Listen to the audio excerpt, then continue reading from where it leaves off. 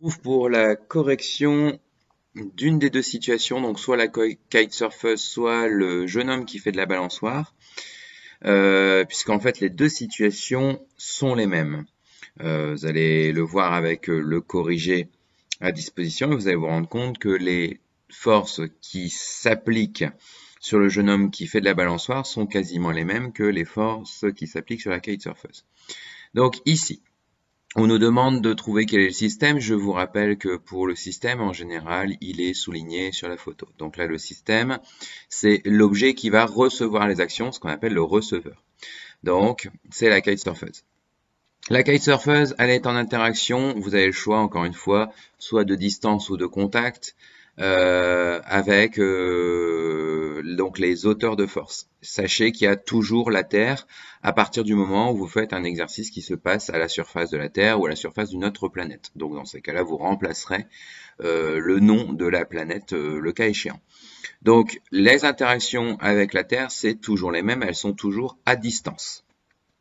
Et avec la planche et la corde de son parachute, vous voyez qu'elle touche sa planche ici au niveau de ses deux pieds et elle touche les cordes qui sont toutes reliées ici sur cette barre. Donc elle est en interaction de contact avec la planche et les cordes du parachute.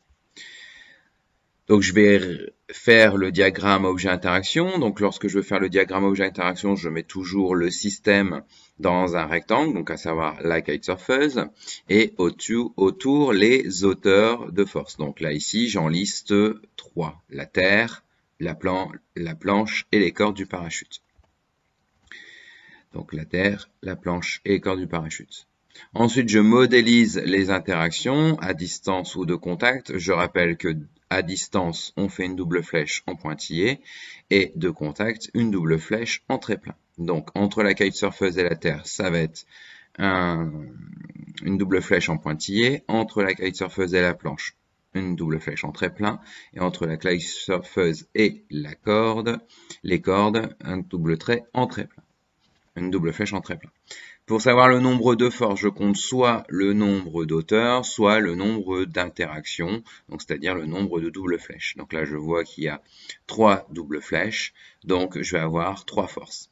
Sur la fiche, avec la kitesurfeuse, j'ai volontairement oublié une des forces, justement pour que vous fassiez la réflexion de dire, bah, il en manque peut-être une.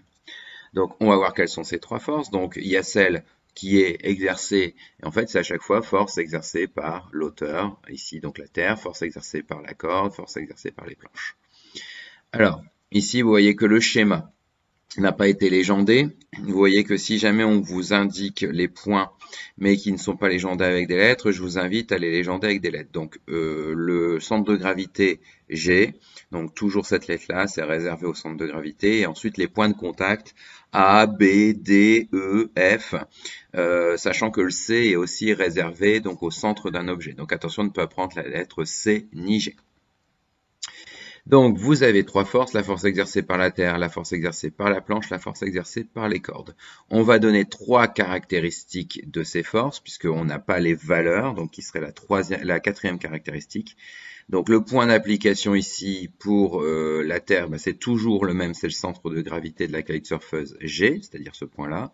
La direction, c'est toujours la même, c'est verticale, et le sens, c'est toujours le même, c'est vers le bas. Et donc cette force, vous le savez, elle a un nom, elle s'appelle le poids et du coup on la note P avec une flèche dessus. Donc ça je rappelle, il faut le savoir par cœur, il faut que vous sachiez identifier cette force. Elle apparaît de toute façon dans tous les exercices où vous avez au voisinage de la Terre ou d'une planète. Alors force exercée par la planche, bah, c'est le point de contact de la planche avec la kitesurfeuse A ici. La direction, bah, ça va s'exercer de manière oblique, donc comme ceci, le long des jambes. Donc on peut mettre oblique ou justement par une droite passant selon les jambes, d'accord, vers le haut. Donc vers le haut, on aurait pu préciser à droite, bon ça se voit. Cette force, on va l'appeler force de la planche sur la kitesurfeuse, mais en fait, elle a un nom aussi particulier qui s'appelle la réaction du support qu'on note R avec une flèche. Alors, cette réaction du support, elle a une caractéristique particulière, c'est qu'en général, elle est perpendiculaire au support, justement. Donc bon, là, ça va pas être visible sur la correction ici, mais sur la balançoire, vous allez le voir, et la plupart du temps, de toute façon, cette réaction, elle est perpendiculaire au support. Et enfin, la dernière force, la force exercée par les cordes, donc au point de contact avec les mains B, direction oblique ou selon les cordes, tout simplement. Vous mettez selon la droite des cordes et le sens vers le haut, puisque le parachute tire la kitesurfeuse. Cette force, je vais l'appeler F de corde sur kitesurfeuse. Vous voyez qu'à chaque fois, les forces sont notées F de hauteur sur receveur. Et le receveur, c'est toujours le système. Donc, ça sera toujours sur la kitesurfeuse. On va les modéliser. Donc le poids toujours vertical vers le bas, c'est pour ça que je mets ma règle comme ceci. La réaction du support, je pars du point A et je fais une flèche vers le haut.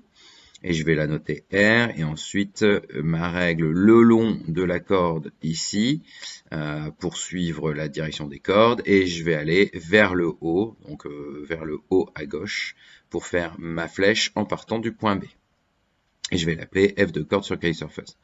Voilà pour le corriger de cet exercice. Je vous montre juste que pour la balançoire, c'est quasiment la même chose. Hop là, pardon. Vous voyez qu'il existe aussi trois forces, celle de la terre, celle de la réaction du support, à savoir l'assise de la balançoire, et celle des cordes sur les mains. Alors vous voyez ici, j'en ai représenté deux puisqu'il y a deux points de contact, un à gauche, un à droite.